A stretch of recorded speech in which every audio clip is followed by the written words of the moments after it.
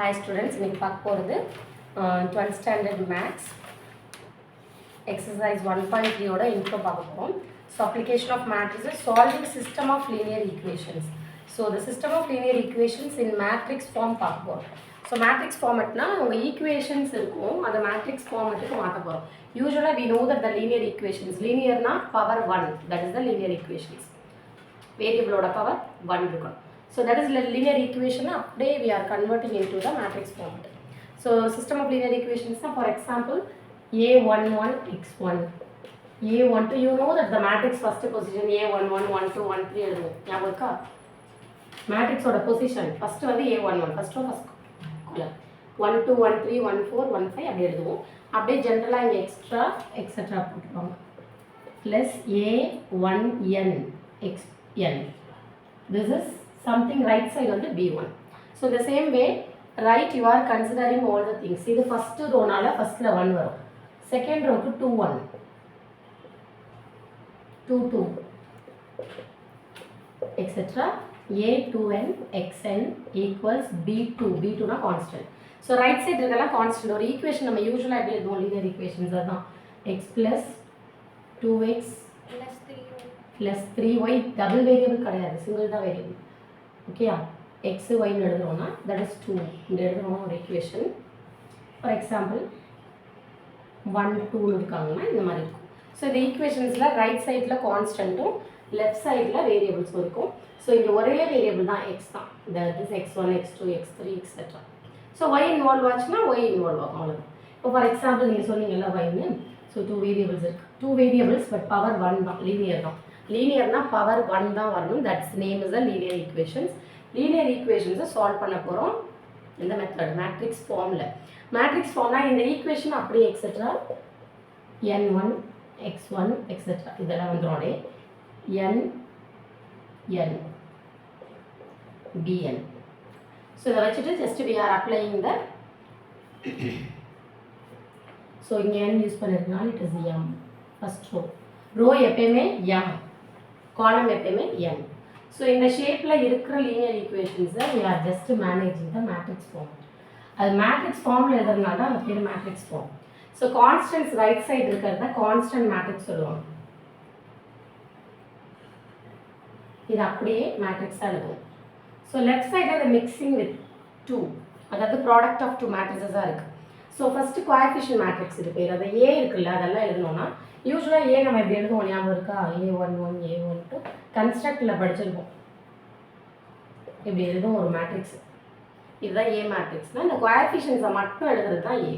கோஎஃபிஷியன்ஸ்னால் எக்ஸுக்கு முன்னாடி உள்ள numbers a11 a12 etcetera a1n அதே மாதிரி am1 am2 எக்ஸெட்ரா amn. இது பேர் கோஎஃபிஷியன்ஸை வச்சு எழுதுறதுனால கோஎஃபிஷியன்ட்ஸ்னால் எக்ஸுக்கு முன்னாடி உள்ள நம்பர். நமக்கு இங்கே a11 அப்படி இருக்குது. யூஸ்வலாக இதுதான் இது பேர் தான் கோஎஃபிஷியன்ட்ஸ். ஓகே இப்போ இங்கே உங்களுக்கு x2ன்னு வச்சுக்கோங்க சப்போஸ். ஸோ கோஎஃபிஷியன்ட்ஸை வச்சு எழுதுறதுனால this name is coefficient matrix. So இது வந்து வேரியபிள், இதில் என்ன வேரியபிள் இன்வால்வ் ஆகிருக்கோ அதை எழுதுவோம். பட் காலமில் எழுதணும் x1லேருந்து xn வரைக்கும் இன்வால்வ் ஆகிருக்கு. x1 x2 etcetera xn. So இந்த ரெண்டு மேட்ரிக்ஸோட ப்ராடக்ட் தான் உங்கள் லெஃப்ட் சைடு, ரைட் சைடு அப்படியே right side. So it's name is A. This is X X எக்ஸ்னால கேபிட்டல் எக்ஸ். உள்ளே எழுதுறது ஸ்மால் எக்ஸ், அது எலமெண்ட் வேரியபிள், அது வந்து element entries.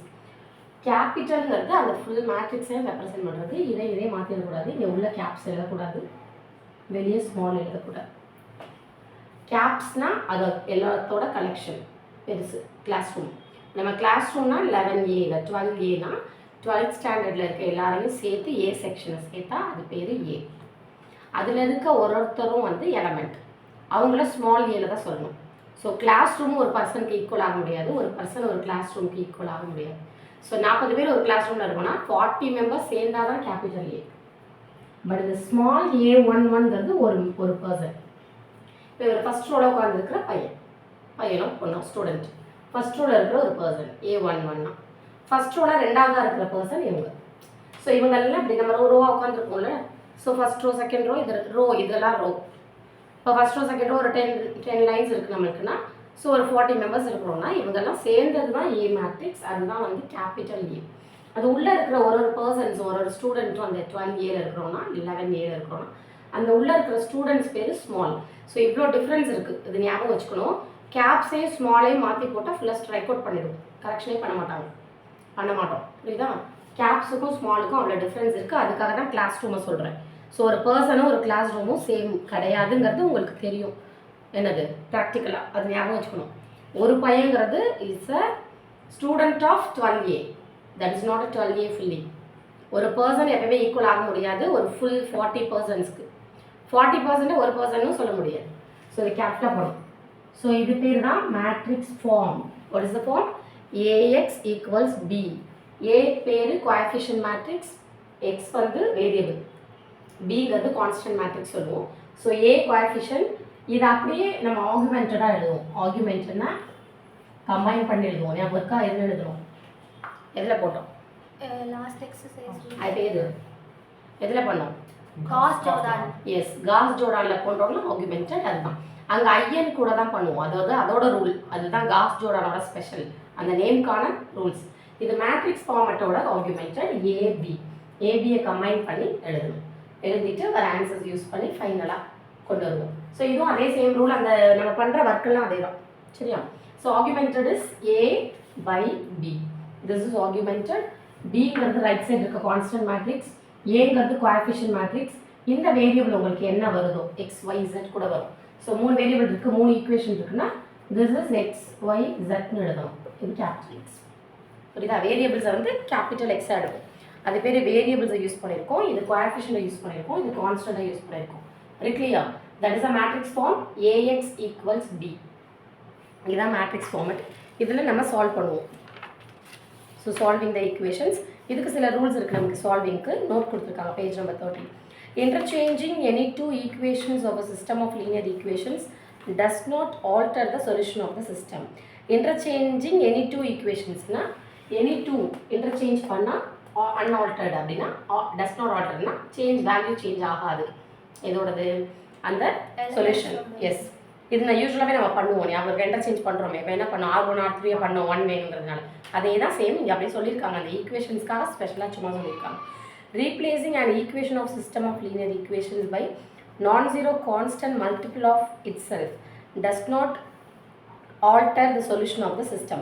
Replacing equation of system linear equations na ஒரு நம்பரை மல்டிப்ளை பண்ணுறோம்ல, நமக்கு வேணும்னா என்ன பண்ணுறோம்? 2R1 3R2 அதெல்லாம் பண்ணுறோம்ல, அந்த அட்ஜஸ்ட்மெண்ட்ஸ் அதை தான் சொல்கிறாங்க. எனி நம்பர் ஸ்கேலர் வந்து மல்டிப்ளை பண்ணலாம். So replacing an equation of system of linear equations by addition of itself with non-zero multiple of any other equations, அதுதான் ஆட் பண்ணுறது. இப்போ மல்டிப்ளை பண்ணி ஆட் பண்ணுறோம்னா என்ன பண்ணுறோம்? R1 imply R3 implies R3 + 2R2ன்னு பண்ணுறோம். என்ன பண்ணுறோம்? R2ன்னு ஒரு நம்பரை மல்டிப்ளை R2வில் பண்ணிவிட்டு 2வை ஆட் பண்ணுறோம். அதுதான் சொல்கிறாங்க அடிஷன். இதெல்லாம் ரூல்ஸில் இருக்குது. இது யூஸ்வலாக நம்ம பண்ணது தான். எதில் பண்ணுவோம்? எக்லன் ஃபார்மில் பண்ணுவோம்ல, அதை தான் இங்கே ஈக்குவேஷனுக்கும் பண்ணலாங்கிற ஒரு சொல்லியிருக்காங்க. So definition: consistent, inconsistent, those two very very important. The system of linear equations having at least one solution is said to be consistent. At least ஒரு solution இருந்தால் அது consistent. The system of linear equations having no solution, noங்கிறது opposite word, அவ்வளோதான். at least ஒன்றுனா ஒரு solution இருக்கலாம், 2 solutions இருக்கலாம், 1 solution, 2 solutions, 3 solutions இருக்கலாம். depends upon ஒரு equations. உங்கள் ஈக்குவேஷன்ஸில் 3 ஈக்குவேஷன் 3 வேரியபிள் இருந்தால் 2 சொல்யூஷன் வரணும். தெரியுதா? XYZ 3 வேரியபிள் இருந்தால் 3 சொல்யூஷன்ஸ் வரணும். XYல 2 வேரியபிள் இருக்கா, 2 ஈக்குவேஷன் கொடுப்பாங்க. 2 வேரியபிள்ஸில் 2 ஈக்குவேஷன்ஸ் கொடுப்பாங்க. XY 2 இருக்குன்னா அந்த வேரியபிளை வச்சுட்டு இந்த ஆல்ஃபபெட்ஸ்னால 2 சொல்யூஷன்ஸ் வரும். ஸோ அதே மாதிரி உங்கள் solutions according to your solutions வந்து கன்சிஸ்டன்ட், இன்கன்சிஸ்டன்ட் ரெண்டாக பிரிப்போம். சொல்யூஷனே வரலைன்னா அது பேர் இன்கன்சிஸ்டன்ட். சொல்யூஷன் வந்துச்சுன்னா அதாவது மினிமம் 1 வரணும். அட்லீஸ்ட்னா 1 வரலாம், 2 வரலாம், உங்களுக்கு மேக்ஸிமம் 3 வரைக்கும் 3 வரலாம். இது சொல்யூஷன்ஸ் வரதுனால அட்லீஸ்ட் 1 சொல்யூஷன் வந்தாலே அது கன்சிஸ்டன்ட். 1 சொல்யூஷன் 1 வந்தால் ஒரு சொல்யூஷன் வந்தாலும் கன்சிஸ்டன்ட் தான். 2 சொல்யூஷன்ஸ் வந்தாலும் கன்சிஸ்டன்ட், 3 வந்தாலும் கன்சிஸ்டன்ட். சொல்யூஷனே வரல மிஸ் அப்படின்னா தான் அது பேர் இன்கன்சிஸ்டன்ட்னு சொல்லுவோம். அது clear? So matrix inversion method. இப்போ அந்த solution of system of linear equations பார்க்குறப்ப 3 மெத்தடில் பார்க்கணும். ஸோ சொல்யூஷனை நான் சால்வ் பண்ணுறதா வேறு ஒன்றும் இல்லை. நம்ம எப்படி ஒரு 3 ஈக்குவேஷன்ஸை எலிமினேஷனில் சால்வ் பண்ணுவோம்ல, அது வந்து அங்கே பண்ணுவோம் எல்ஜிப்ராவில். இங்கே மேட்ரிக்ஸில் பண்ணுறோம். அந்த மேட்ரிக்ஸில் சால்வ் பண்ணி சால்வ்னா என்ன அர்த்தம் ஃபைனலாக x equal to number y equal to number z equal to நம்பர்னு கொண்டு வரது தான் சால்வ். யூஸ்வலாக அல்ஜிப்ராவில் எலிமினேஷனில் பண்ணுவோம், அது வெறும் சால்வ் தான். இங்கே மேட்ரிக்ஸில் பண்ணுறோம் இந்த மாதிரி மெத்தட்ஸ் வச்சு. இப்போ இந்த சால்வுக்கே 3 மெத்தட் இருக்குது. என்னென்ன method? Matrix inversion method, Cramer's rule and then Gaussian elimination method இருக்கு இல்லையா? 3 மெத்தட் இருக்குது டோட்டலாக. இது 3மே சால்வ் பண்ணுறது தான். எதில் பண்ணாலும் ஆன்சர் சேமாக தான் வரும். பட் மெத்தட் பை யூஸிங் என்ன சொல்கிறாங்களோ அதில் போட்டால் மட்டும்தான் மார்க். ஸோ 3மே சால்வ் பண்ணுறது தான்.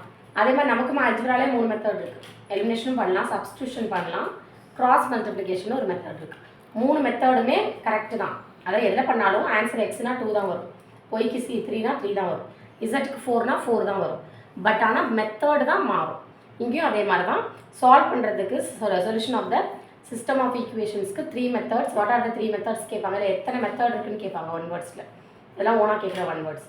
So 3 methods: matrix inversion method, Cramer's rule and Gaussian elimination method. 3 methods இருக்குது. பை யூஸிங் என்ன சொல்கிறாங்களோ அதுதான் போடணும். So first matrix inversion method பார்க்க போகிறோம். ஸோ மேட்ரிக்ஸ் இன்வர்ஷன் மெத்தடுக்கு first matrix form AX equal to B is a matrix form. Matrix inversion method அது பேர். அப்போ மேட்ரிக்ஸ்க்கு இன்வர்ஸ் வரணும். அதில் மீனிங் இருக்கா? மேட்ரிக்ஸ் இன்வர்ஷன் மெத்தட் அது பேர். இப்போ மேட்ரிக்ஸ்க்கு இன்வர்ஸ் வரும் அப்படிங்கிறது தான் மீனிங். ஸோ இது மேட்ரிக்ஸ் ஃபார்மெட்டு. இதில் XYZ எதில் வரும்? Capital X. அப்போ அதுதான் கண்டுபிடிக்கணும். அது மட்டும் லெஃப்டில் இருக்கும். ஏ மூவிங் ஹியர்னா A inverse. So this is the solution. என்னது சொல்யூஷன்? என்ன? X equals A inverse B. So matrix inversion மெத்தடில் 2 விஷயம். மேட்ரிக்ஸ் ஃபார்மில் எழுதணும் first equation. That is AX equal to B. சொல்யூஷனுங்கிறது X equals A inverse B. Simple. இந்த A இங்கே move ஆயிருக்கு, இன்வர்ஸ் ஆயிருக்கு. ஆனால் ஆர்டர் மாற்றிடக்கூடாது. ஃபஸ்ட்டு தான் ஏ இன்வர்ஸ், அல்ஃபபெட்டிக்கல் ஆர்டர்னு ஞாபகம் வச்சுக்கோங்க. ஏ இன்வர்ஸ் பி இதுதான் நம்மளோட மேட்ரிக்ஸ் இன்வர்ஷனோட சொல்யூஷனுக்கு மெத்தட். இதுக்கு என்ன சிம்பிள், 2 திங்ஸ் வேணும். ஏ இன்வர்ஸும் பியும். பி ஆட்டோமேட்டிக்காக கொஸ்டின்லேயே வந்துடும்.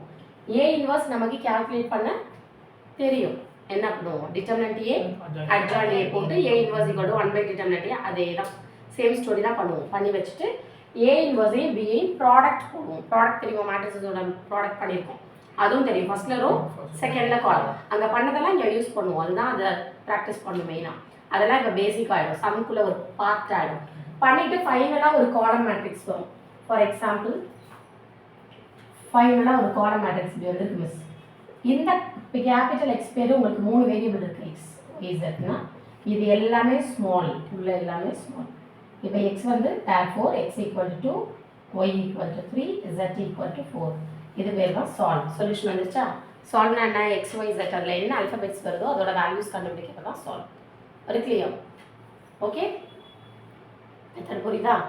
மேட்ரிக்ஸ் இன்வர்ஷன் மெத்தடோட இதுதான் படிக்கணும், வேற ஒன்றும் கிடையாது. AX equals B matrix form இது பேர். Solution X equals A inverse B. That's all. இதுக்கு நம்ம இதை போடணும், அவ்வளோதான். இதுக்கு போடுறதுக்கு A inverse வேணும். A inverse already we know that how to calculate. இது clear?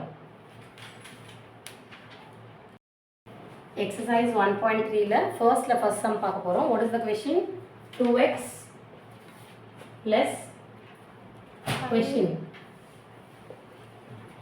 2x plus 5y equals to minus 2 and then x plus 2y x plus 2y equal to minus 3. so first you have to see the equations ல எப்படி இருக்குன்னா right சைடில் constants இருக்கணும். அது first நம்மளை confuse பண்ணுறதுக்காக கொடுப்பாங்க மாற்றி மாற்றி. ஸோ லெஃப்ட் சைடில் கான்ஸ்டண்ட்டை கொடுப்பாங்க. ஃபஸ்ட்டு நம்மளோட வேலை எக்ஸு ஒய் இசட் இருந்தால் இசட், சப்போஸ் 3 இருந்தால் வேரியபிள்ஸ் மட்டும்தான் லெஃப்டில் இருக்கணும், கான்ஸ்டன்ட்ஸ் ரைட்டில் தான் இருக்கணும். அது ஃபஸ்ட்டு இருக்கா ஈக்குவேஷன் வெரிஃபை பண்ணிக்கணும். அவங்க கொடுக்குறப்ப கன்ஃபியூஸ் பண்ணி கான்ஸ்டண்ட்டையும் லெஃப்ட் சைட்லேயே கொடுப்பாங்க.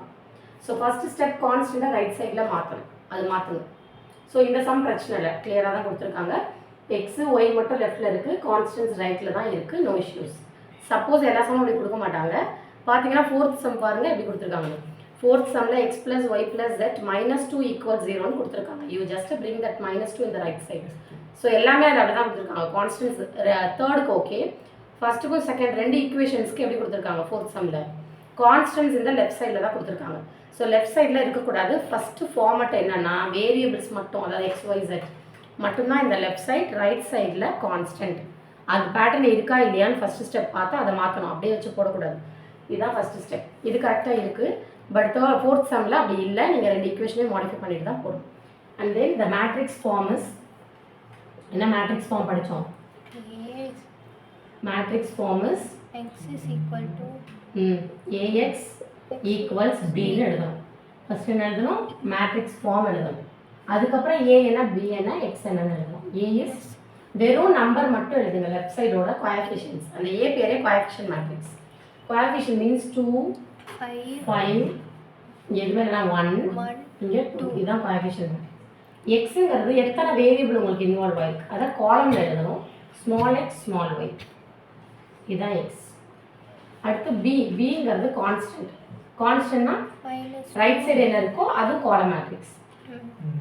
இவ்வளோதான். இதுதான் first step. First the matrix form is A X equals B. A என்ன, எக்ஸ் என்ன, பி என்ன. கிளியர்? ஸோ நெக்ஸ்ட் நம்ம பண்ண போகிறது ஆஸ் யூஷுவல் என்ன பண்ணும்? Solution is X equals A inverse B. இதை எழுதணும் நெக்ஸ்ட் ஸ்டெப். இப்போ இதுக்கு என்ன need? A inverse need. A inverse story நமக்கு ஆல்ரெடி தெரியும். டிட்டர்மினன்ட் ஏ அட்ஜாயின்ட் ஏ, அதே சேம் ஸ்டோரி தான். ஸோ டிட்டர்மினன்ட் ஏ போடுங்க.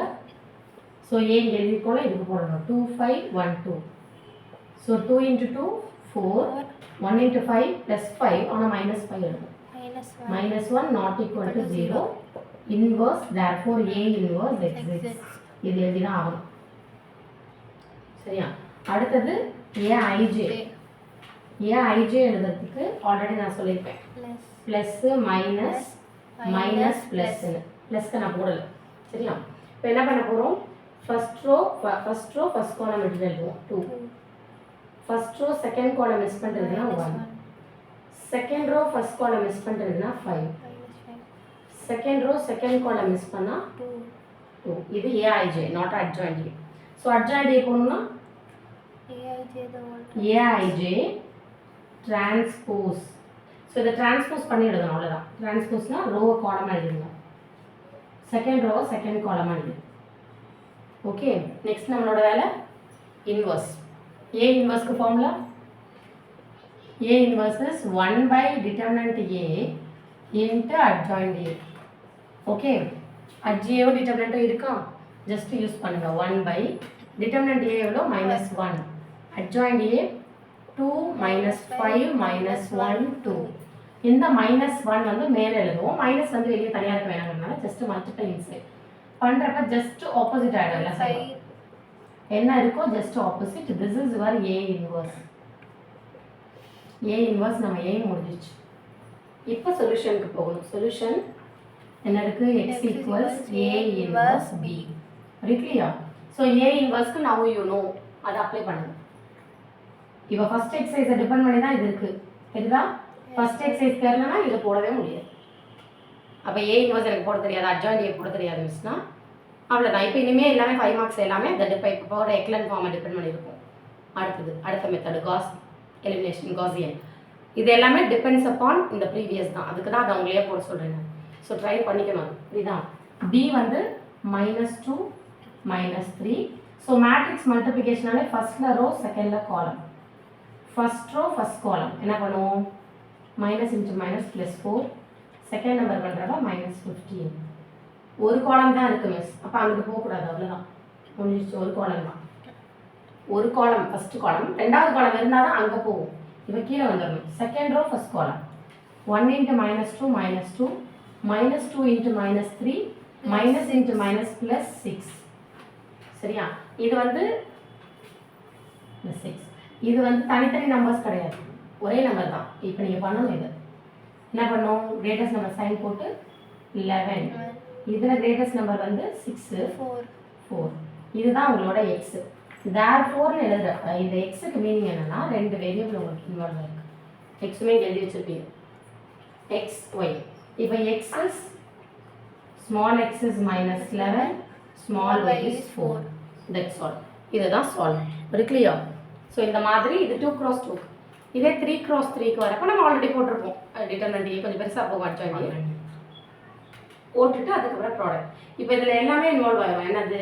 டிட்டர்மினன்ட் ஏவும் போட தெரிஞ்சிருக்கணும், அட்ஜாயின்ட் ஏ போட தெரிஞ்சிருக்கணும், அதுக்கப்புறம் இன்வர்ஸ் போட தெரிஞ்சிருக்கணும். எது தெரிஞ்சாலும் போட முடியாது. ப்ராடக்ட் ஆஃப் த 2 மேட்ரிசஸ் தெரியணும். இதெல்லாம் பண்ணால் மட்டும்தான் எல்லாமே இப்போ ஒரே சம்லேயே கவர் ஆகிடுது பாருங்க. ஸோ எல்லாமே தெரிஞ்சுக்கணும். ஏதாவது ஒன்று தெரிலனா கூட it is tough to move, some move ஆகாது. இது வந்து 5 மார்க்ஸ் இம்பார்ட்டன்ட் கொஷின். சரியா? மேட்ரிக்ஸ் இன்வர்ஷன் மெத்தட் அதே மாதிரி அடுத்தது பார்க்க போகிறது எல்லாத்துலேயுமே ஒரு சம் வந்துடும். எப்படி இருந்தாலும் ஏதாவது ஒரு மெத்தடில் ஒன்று வந்துடும். அது கிளியர்.